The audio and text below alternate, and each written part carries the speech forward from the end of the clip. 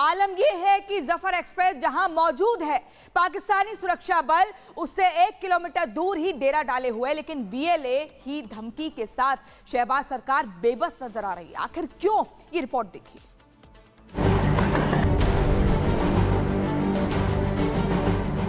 हथियारबंद विद्रोहियों कब्जे में पूरी ट्रेन। किसी भी लोकतांत्रिक देश से ऐसी तस्वीर, जरा सोचिए अंजाम क्या होगा। मुल्क में कोहराम मचा हुआ है तो इन तस्वीरों ने पूरी दुनिया में तहलका मचा दिया है। लेकिन बलूच के लड़ाके यहीं नहीं रुके, उसने पाकिस्तान की सेना के साथ शहबाज सरकार को खुली चुनौती दी है। शहबाज सरकार के हाथ पांव फूल चुके हैं और बलूच आर्मी ने मुनीर को भीगी बिल्ली बना दिया है। पूरे प्रशासन की हवाइयां उड़ी हुई हैं। हालात पूरे पाकिस्तान में इमरजेंसी जैसे हो गए हैं। पाकिस्तान बंदूकों को छुड़ाने के लिए हाथ पांव मार रहा है, लेकिन मुनीर की फौज कर कुछ नहीं पा रही। बीएलए ने पाक सेना को धमकी दी है कि ड्रोन या हेलीकॉप्टर से हमला ना करें। हमले किए गए तो बंधक मारे जाएंगे। बीएलए ने अपने साथियों की रिहाई के लिए पाकिस्तान को अल्टीमेटम दिया है और कैदियों की अदला बदली पर गंभीरता दिखाए पाकिस्तान। बलूच के लड़ाके पहले ही 30 पाकिस्तानी सैनिकों को मार चुके हैं। बलोच लिबरेशन आर्मी की धमकी से पाकिस्तानी सेना की सांसें थम गई हैं।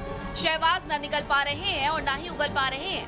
बलूचों ने कत्लेआम की धमकी दी तो पाकिस्तानी सेना ने सरेंडर कर दिया।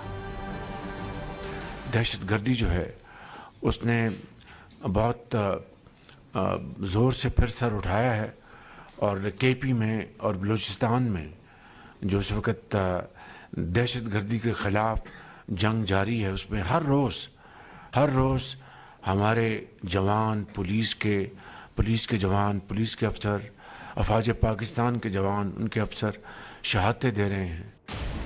पाकिस्तान फिलहाल पूरी तरह बलूच के चक्रव्यूह में फंसा दिख रहा है। बलूच पाकिस्तान से खुली जंग का ऐलान कर चुके हैं। इस बीच बलोच लिबरेशन आर्मी ने 104 बंदूकों को रिहा किया है, जिसमें 58 पुरुष हैं, 31 महिलाएं हैं, 11 बच्चे हैं। जब वो तंग आ गए बोले भाई बोगी खाली करें, हम लोग जलाते हैं।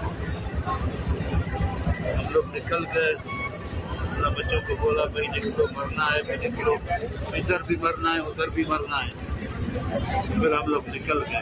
हैरानी की बात यह है कि मुनीर की नकारा सेना अब तक बंदूकों को छुड़ा नहीं पाई है और शहबाज ब्रांड दुनिया के कोने कोने में बेइज्जती कराने के लिए रिकॉर्ड तोड़ रहा है। बड़ी सही स्कीम बनाकर जिन्होंने भी किया है कि उस एरिया जहां उन्होंने उसको हॉस्टेज बनाया है, उस एरिया के अंदर सेल फोन सिग्नल नहीं। अब आर्मी बिल्कुल जो है वो लॉन्च हो चुकी है। पूरे बलूचिस्तान के अंदर इमरजेंसी नाफिज है और दूसरा अस्पतालों के अंदर सारा अमला जो है उनको बुला लिया गया है। एम्बुलेंसेज तैयार खड़ी हैं। चीमा साहब, सवाए ईदी ट्रस्ट वालों की जो एम्बुलेंसेज हैं उनको कहा गया कि आप शहरों से बाहर ना निकले कि मजीद ना कहीं प्रॉब्लम। जब बोया पेड़ बबूल का तो आम कहां से हुए, ये कहावत पाकिस्तान पर सटीक बैठती है। पाकिस्तान दुनिया भर में आतंक को पालने पोसने के लिए मशहूर है। अब उस पर भी भारी पड़ रहा है। कभी तालिबानी आतंकी तो कभी बलूची लड़ाके।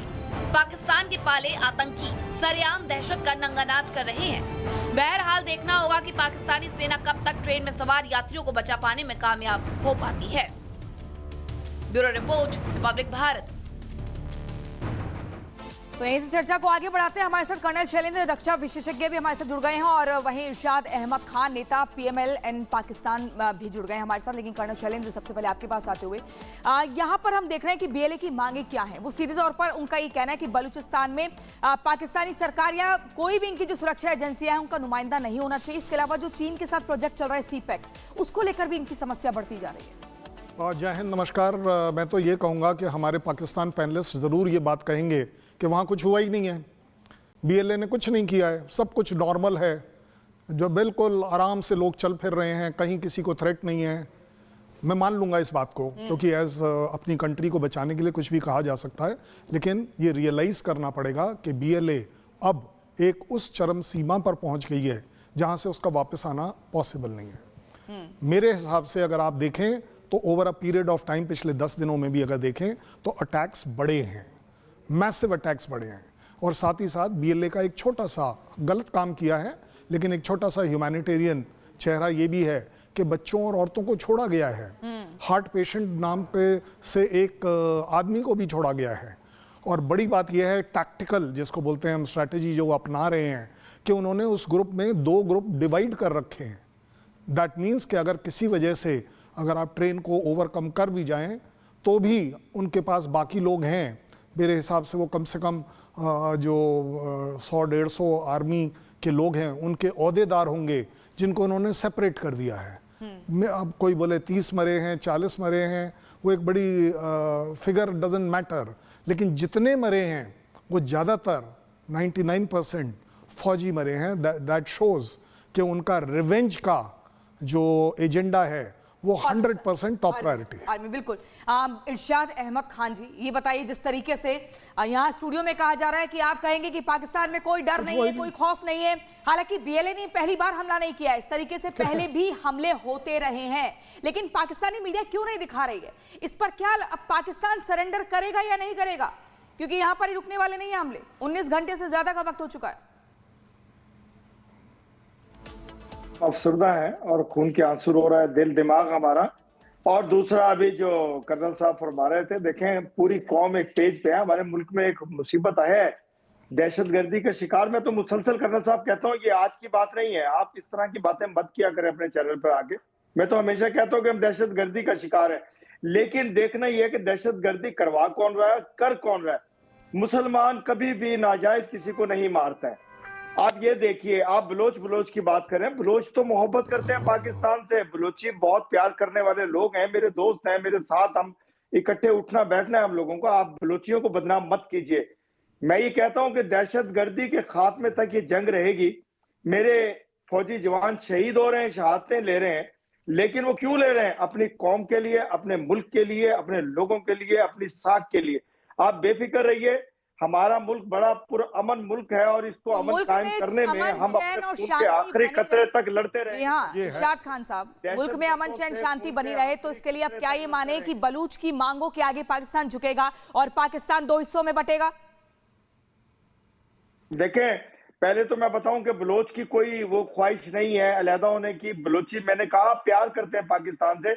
ये दहशतगर्द हैं। ये दहशतगर्द किसके सिखाए हुए हैं, कहां से आए हुए हैं, ये कर्नल साहब भी हंस रहे हैं आपकी बातों पर। आपको बताएंगे कि किसने भेजे, किसने तैयार किए, कौन फंडिंग कर रहे हैं इनको, कौन इनको वर्गलाया हुआ है, कह रहे फंडिंग कौन कर रहा है, लोग हैं, कौन बरगला रहा है, कोई मांगे नहीं है, दुनिया के सामने है, लेकिन पाकिस्तान मानने को तैयार है। यारी, दोस्ती, इंसानियत, प्यार आपने जब दिखाया था, जब वाजपेयी जी ट्रेन वो बस लेकर आए थे प्यार की, और आपने क्या दिया था आपको मालूम है। कितना प्यार दिया आपने कि आपने कारगिल करने की कोशिश करी और आपको मुंह की खानी पड़ी। सो इसलिए आपके मुंह से अच्छा नहीं लगता कि आप प्यार मोहब्बत की बात करें।